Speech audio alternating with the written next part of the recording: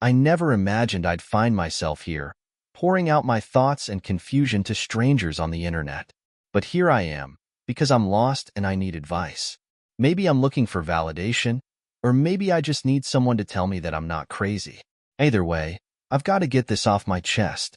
Let me introduce myself. My name is David.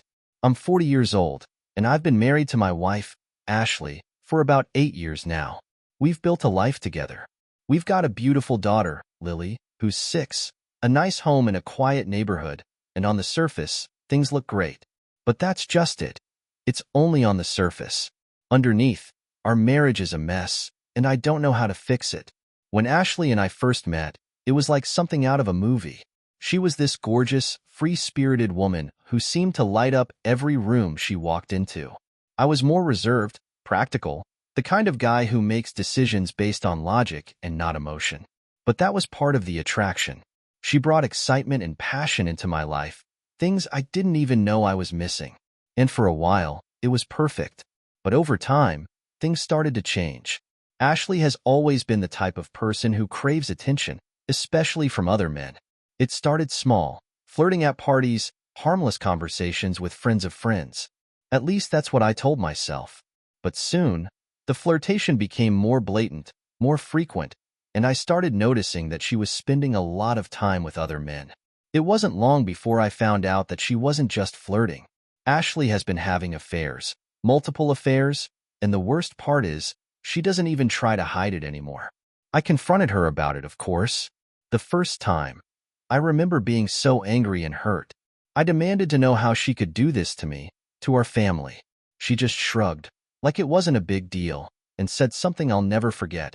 "It's just sex, David. It doesn't mean anything. It doesn't mean anything." Those words have been playing in my head over and over again ever since. How could she say that? How could she act like our marriage, our commitment to each other, meant so little? But here's the thing. I didn't leave her. I don't know why. Maybe I was in denial. Maybe I thought it would stop. Or maybe a part of me thought I could handle it, that I could learn to live with it. I mean, it's not like she's in love with these guys, right? It's just sex, right? For a while, I convinced myself that I didn't care. I turned a blind eye to it. I even started telling myself that if Ashley needed this, if she needed the attention from other men, then maybe I could live with that. Maybe that's just part of who she is, and if I really love her, I'll accept her for who she is. But it's eating away at me. I hate it. I hate the way she looks at other men, the way she laughs with them, touches them. I hate the way she comes home late, smelling like someone else's cologne. And I hate the way she acts like it's no big deal, like I'm overreacting. She's not cheating on me, she says, because she always comes home to me. She's not in love with these guys, so it's not really cheating. But it feels like cheating. It feels like a betrayal every single time. And it's making me resent her. I find myself watching her, waiting for the next time she's going to go out, wondering who she's going to be with tonight. I've even started fantasizing about confronting the men she's seeing. But what would that accomplish? They don't owe me anything. Ashley does. A few weeks ago, she came home late again, and I finally snapped. I asked her point blank if she was sleeping with her coworker, Josh, the one she's been spending so much time with. She didn't even try to deny it. She just looked at me and said, "David, why do you care? You knew what you were getting into when you married me." I knew what I was getting into? I don't think so. I didn't sign up for this. I didn't sign up to feel like I'm competing for my wife's attention with every guy who crosses her path. I didn't sign up to feel like I'm constantly being humiliated. But the thing is, I still love her. Despite everything, I still love her. And I don't know what to do. Should I leave? Should I try to make it work? How do you fix a marriage when one person doesn't seem to care about fixing it? Or am I just fooling myself by thinking that there's anything left to save? I don't even know if I'm looking for advice, or if I just needed to say this out loud. But here it is. I'm broken, confused, and I don't know where to go from here. After that night when Ashley casually admitted to sleeping with Josh, I felt something inside me break. I couldn't believe how nonchalant she was about it, like it was the most normal thing in the world. I spent the next few days in a fog, barely able to focus at work, pretending like everything was fine when it clearly wasn't. The worst part was, she didn't even seem to notice that I was struggling. She carried on like nothing had changed, and maybe for her, nothing had. I started avoiding her. Not in an obvious way, but in those subtle little ways where you find reasons not to be around someone. I stayed late at work, volunteered to pick up Lily from school, and take her to her activities just to avoid going home. I didn't know how to be around Ashley without feeling a mix of anger, hurt, and, honestly, humiliation. It felt like everyone in our lives knew about her affairs, even though I hadn't told a single soul. The shame of it was eating me alive. One night, I went through her phone. I know, I shouldn't have, but I couldn't help myself. I needed to see if there were any more Joshes in her life, any more men she was running around with behind my back. And of course there were. I found messages from at least 2 other guys, and they weren't just friendly chats. These messages were explicit, filled with things I didn't want to imagine my wife saying to another man. Reading those words felt like someone had punched me in the gut. I sat on the couch that night, phone in hand, wondering what the hell I was doing with my life. How had it come to this? How had I allowed myself to stay in a marriage where I was clearly nothing more than a placeholder while she got her thrills elsewhere? It was the first time I seriously considered leaving. But then there was Lily. She's 6. She doesn't understand what's going on, and I don't want her to. She loves both of us, and despite everything, Ashley is a good mom. She's always been there for Lily, always made time for her, even when she's off chasing other men. And the thought of breaking up our family, of putting Lily through the pain of a divorce, it made me feel sick. I didn't want her to grow up in a broken home. I didn't want to be the reason she had to live between 2 houses, spend weekends with Dad and weekdays with Mom.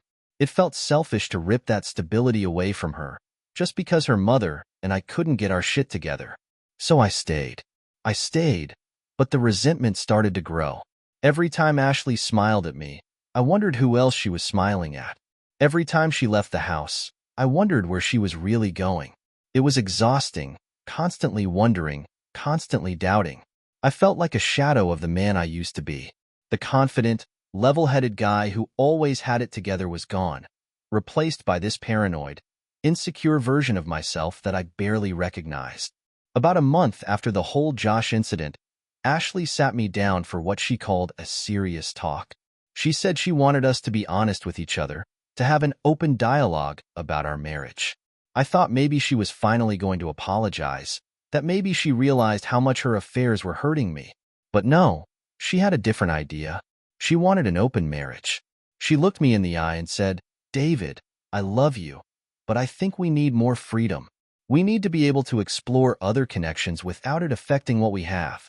I stared at her, stunned. Explore other connections? I asked, my voice shaking with disbelief. "Yes," she said, completely serious. "You don't have to be with just one person to love them. I still love you, but I think we'd both be happier if we had the freedom to see other people." I couldn't believe what I was hearing.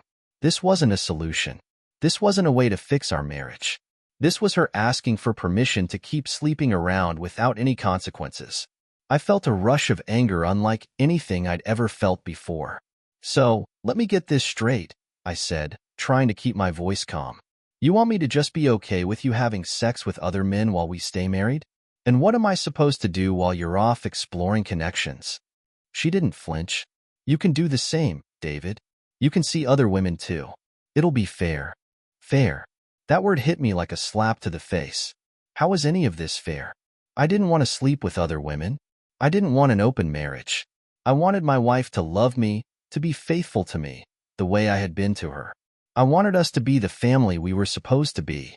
But she wasn't interested in that. She wasn't interested in being a wife or a partner. She wanted to have her cake and eat it too, and I was just supposed to be okay with that. I stood up and left the room. I didn't trust myself to say anything else. I was too angry, too hurt.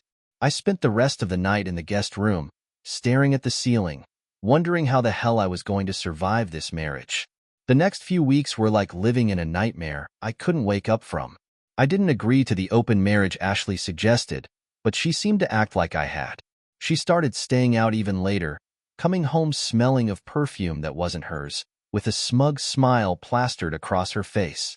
Each time, my mind raced with thoughts about what she had been doing, who she had been with. But I never asked. I couldn't bear to hear the answers. I felt trapped. On one hand, I wanted to scream at her, to tell her that what she was doing was destroying me inside. On the other hand, I knew confronting her wouldn't change anything. She was living her life, carefree, while I was drowning in the wreckage of what used to be our marriage. It was like I had become invisible to her. I talked to a few close friends about what was going on, but even then, I couldn't bring myself to tell them the full truth. It felt embarrassing to admit that my wife was cheating on me so openly, that she had the audacity to ask for an open marriage while still expecting me to be the steady, supportive husband. It all felt like a sick joke, but I couldn't laugh. I couldn't cry either. I felt numb. Then came the day that really changed everything. Ashley and I were invited to a party at one of her friends' houses. I wasn't exactly excited to go, but I figured it might be a good distraction, a way to pretend for a few hours that our lives were normal. Maybe, just maybe, we could act like the happy couple we used to be, at least in front of other people. We arrived, and everything seemed fine. Ashley was her usual social butterfly self, flitting around the room, chatting with everyone like nothing was wrong. I stuck to the background, sipping on my drink, watching her. She seemed so carefree, so unburdened by everything she had put us through. It made me sick. At some point during the evening, I lost track of her. I didn't think much of it at first. It wasn't uncommon for us to drift apart at parties. But as time passed, I started to get a bad feeling in the pit of my stomach. I looked around for her, but she was nowhere to be found.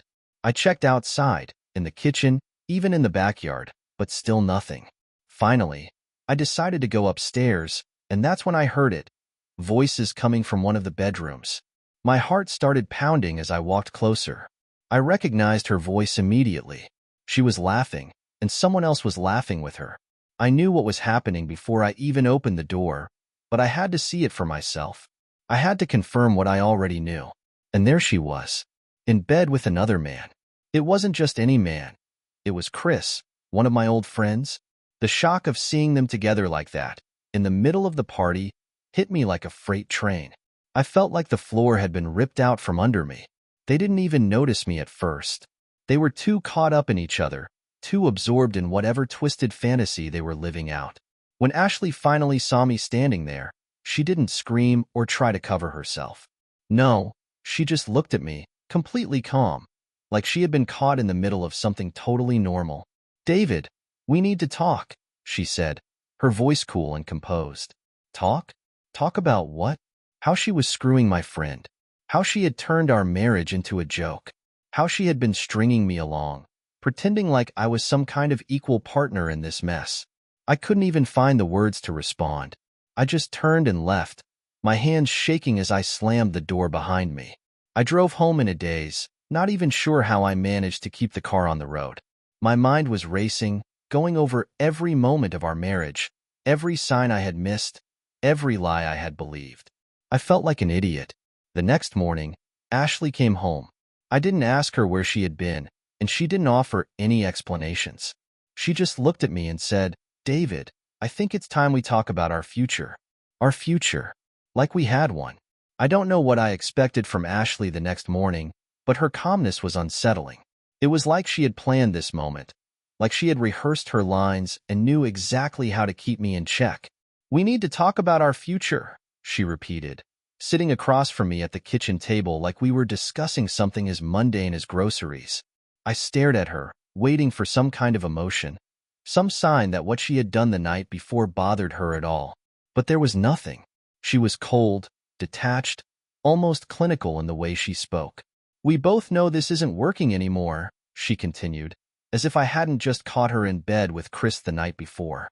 "I don't think we're happy together, and I'm tired of pretending." Pretending? Was that what our whole marriage had been to her? A charade? I felt like I was standing on a tightrope, teetering between fury and disbelief.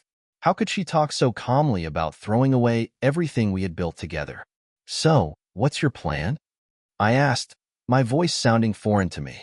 I was trying to stay calm, but I could feel the anger bubbling up inside me, threatening to spill over. "I want a divorce," she said simply, as if she were asking for a cup of coffee. "I think it's the best thing for both of us." A divorce.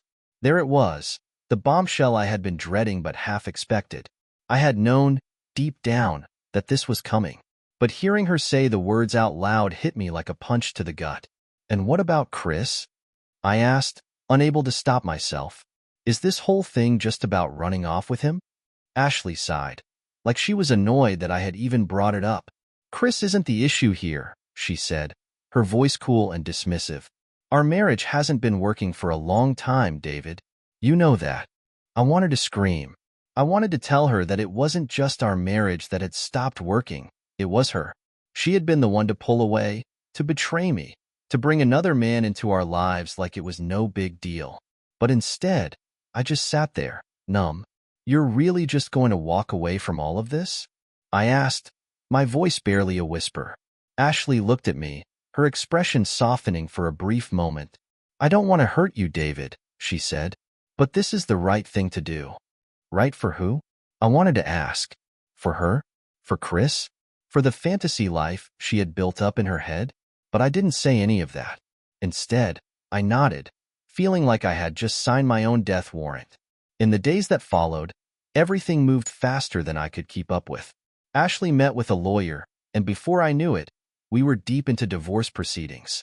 She wanted half of everything: the house, the savings, the car, and she made it clear that she wasn't willing to compromise. I tried to keep things civil, but every time we met to discuss the details, I could feel my resentment growing. How had it come to this? How had we gone from being madly in love to fighting over furniture and bank accounts? The worst part was Chris. He was always in the background, lurking like a shadow over everything. I didn't see him again after that night, but I knew he was there, waiting for Ashley to finalize the divorce so they could be together. I couldn't get it out of my head, the image of them in bed together, laughing, while I stood there like an idiot.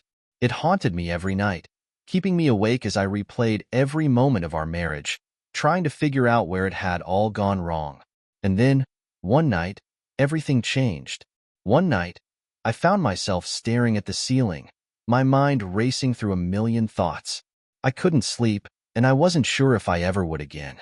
The idea of moving on without Ashley was suffocating, but the idea of staying in this nightmare felt even worse. Then my phone buzzed. It was a message from an old friend, someone I hadn't spoken to in years. Jake and I had drifted apart after college, but he was the kind of guy you could always count on to listen without judgment. "Hey man, heard about everything. Want to grab a drink and talk?" It was simple, but it was exactly what I needed. I agreed, and within an hour, we were sitting in a dimly lit bar, nursing beers and avoiding the inevitable conversation for as long as possible. "You all right?" Jake asked finally, breaking the silence. I laughed, a bitter, humorless sound. "Does it look like I'm all right?" He gave me a sympathetic smile and took a long sip of his beer. "Yeah, I heard about Ashley and that guy." He paused, as if he was waiting for me to explode at the mention of Chris's name, but I just stared at my drink, swirling the amber liquid around in the glass. "What can I do?" I asked, my voice sounding distant, even to me.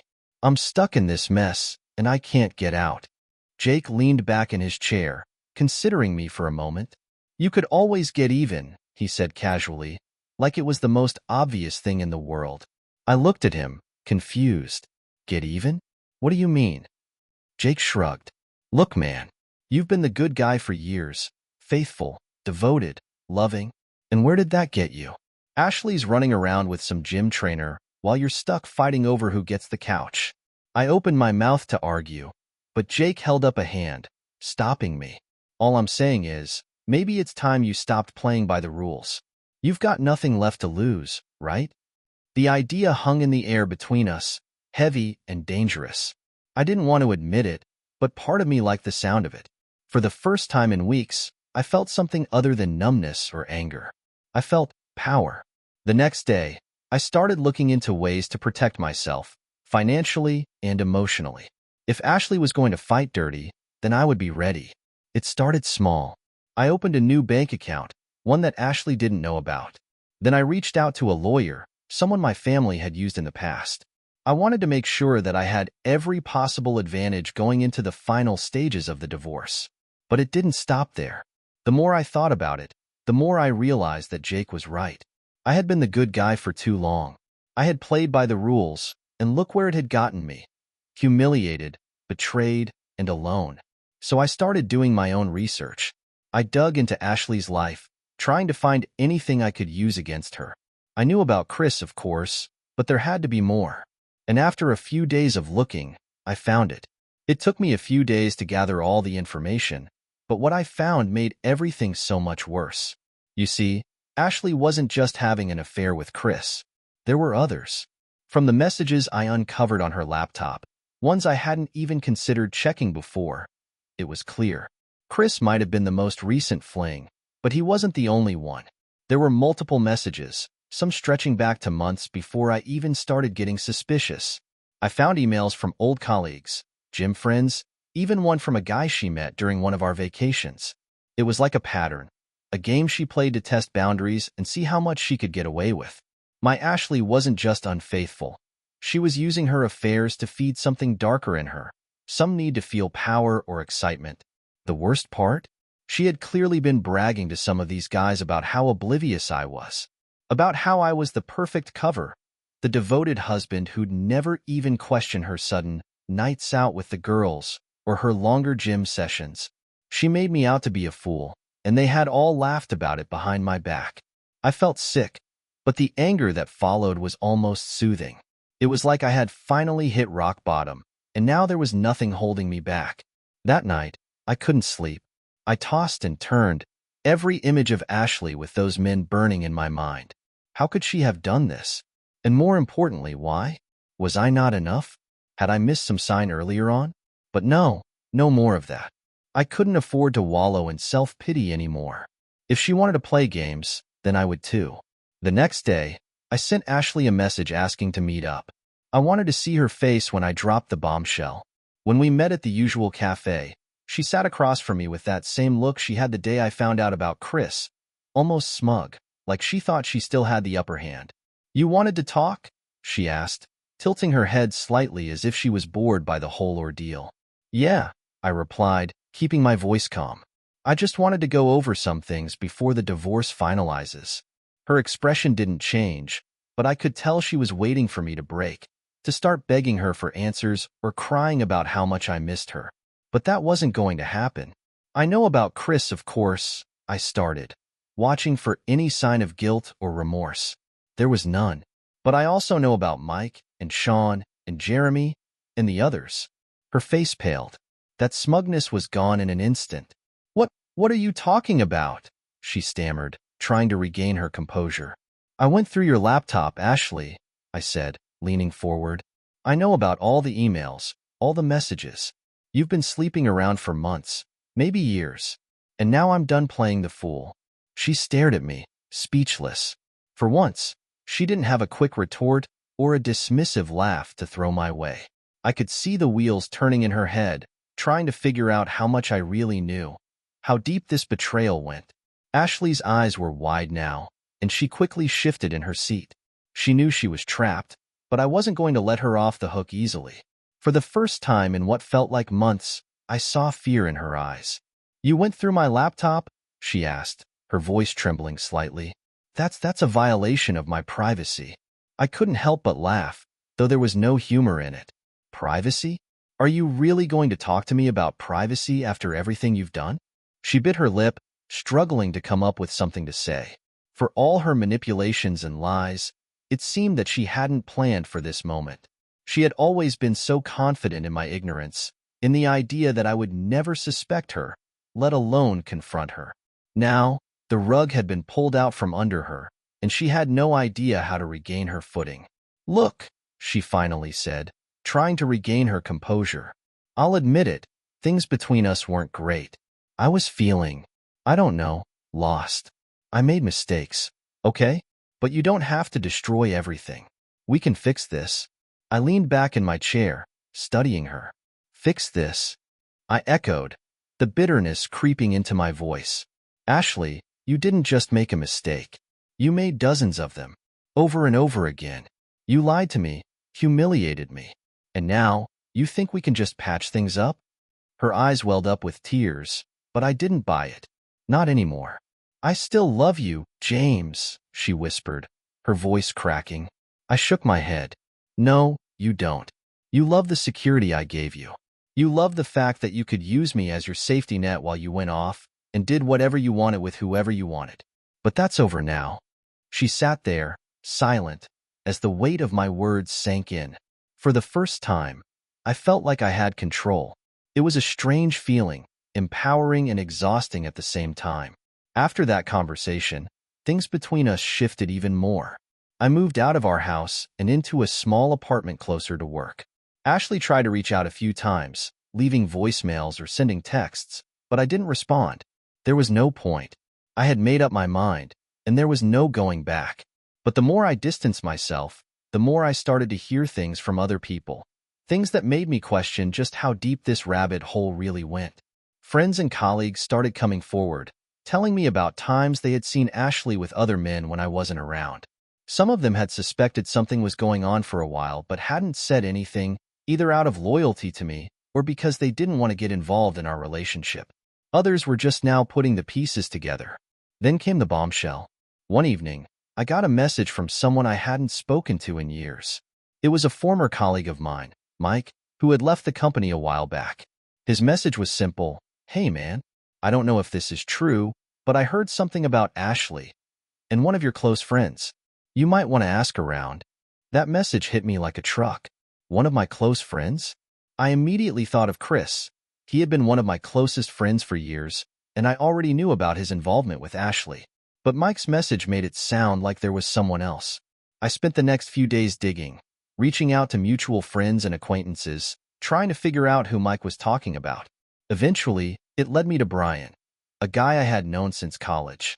He and I had been through a lot together, and I never would have suspected him of anything like this. But when I confronted him, his reaction told me everything I needed to know. He stammered, avoided eye contact, and tried to brush me off. It was obvious he had been hiding something. Finally, after what felt like hours of pressing him, he admitted it.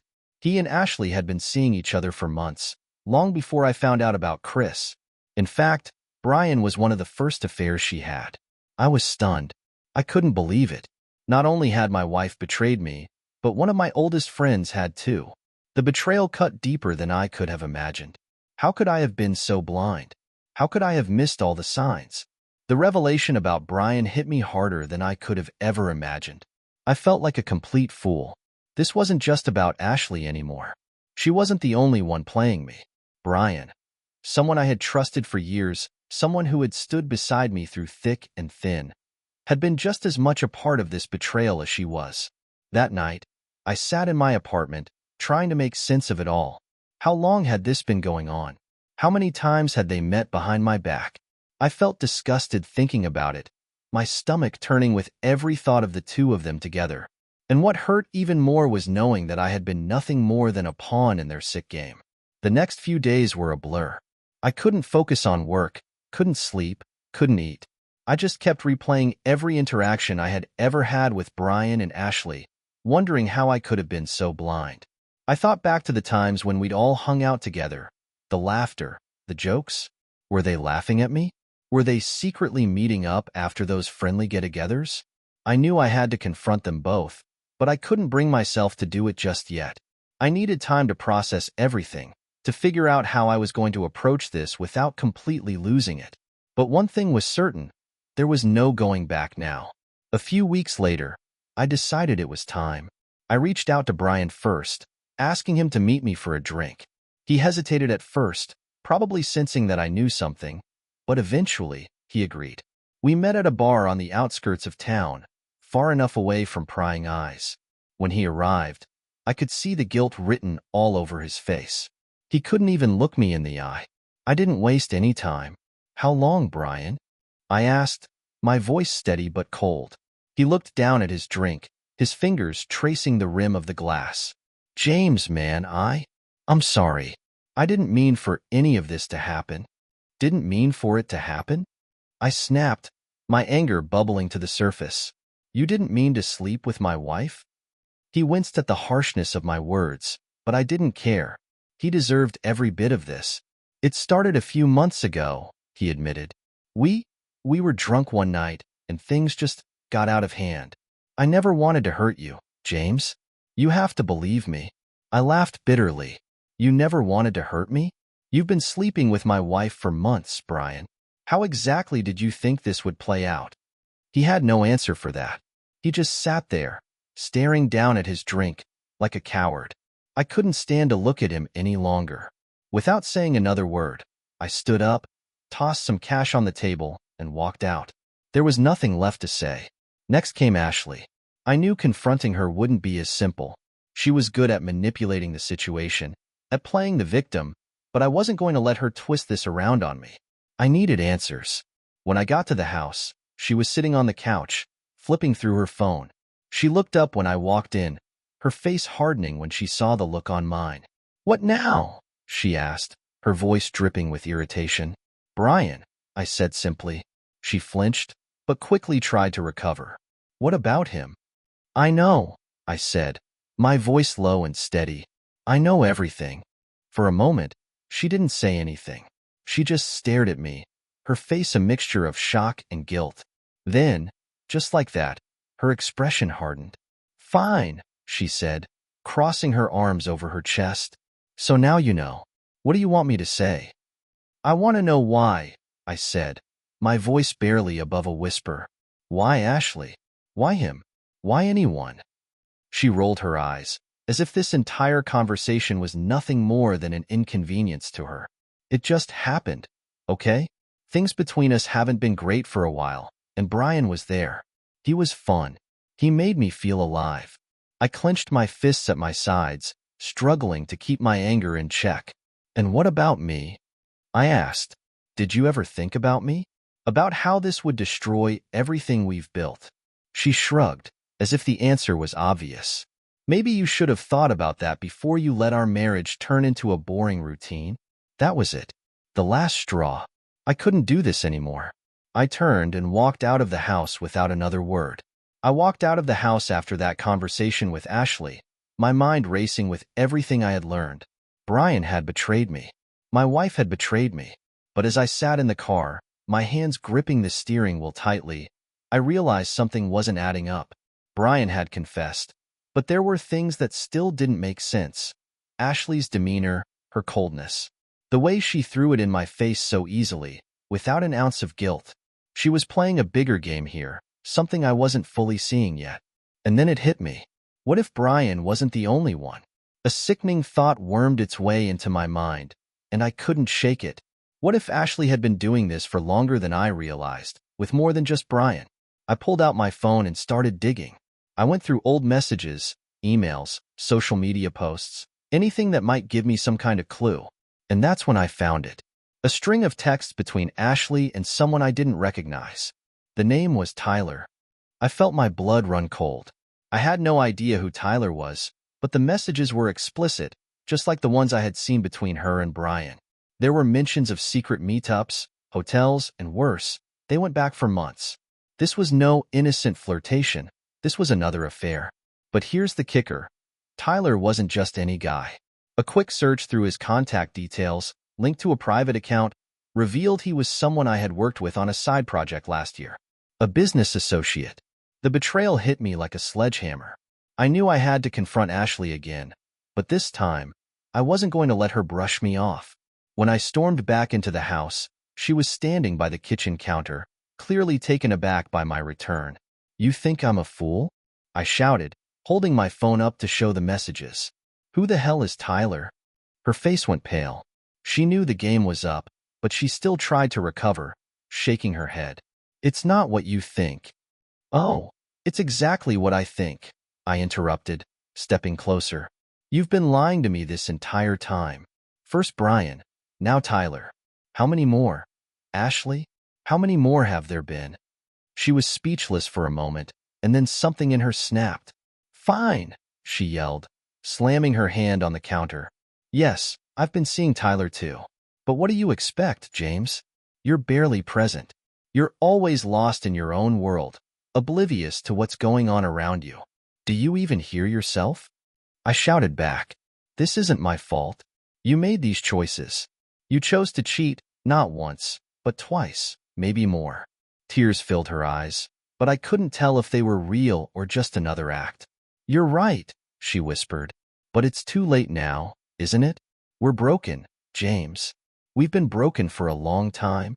At that moment, something inside me snapped too. I realized there was no salvaging this. Ashley had destroyed everything. Our marriage, our trust, our life together. There was no coming back from this. "I'm done," I said, my voice cold and final. "We're done." The divorce proceedings were quick after that. There was no fight left in either of us. Ashley had already moved in with Tyler by the time the papers were signed, and I was left to pick up the pieces of my shattered life. But there was one last twist in this sordid tale. A few weeks after the divorce was finalized, I received a message from Brian. He had heard about Tyler, and apparently, Tyler had left Ashley not long after they had gotten together. According to Brian, Tyler had been using Ashley all along, just like she had used me. It was the ultimate betrayal. Ashley had destroyed our marriage for a fantasy that had crumbled as soon as it began. And now, she was left with nothing. I should have felt some satisfaction in that, but all I felt was emptiness. Looking back now, I realize how blind I was. I ignored the signs, the red flags, and I let Ashley manipulate me for far too long. But the truth always comes out in the end, and now, I'm finally free. I'm not sure what comes next. Maybe I'll move to a new city, start fresh. Or maybe I'll take some time to be alone and figure out who I am without Ashley in my life. But one thing is certain, I'll never let anyone manipulate me like that again. What do you think about this story? Write in comments. If you don't follow our channel, Cheating Room, you will probably never hear from us again. If you are subscribed, congratulations, you will not miss any exciting story. Thank you for listening to this shocking story with us. See you again.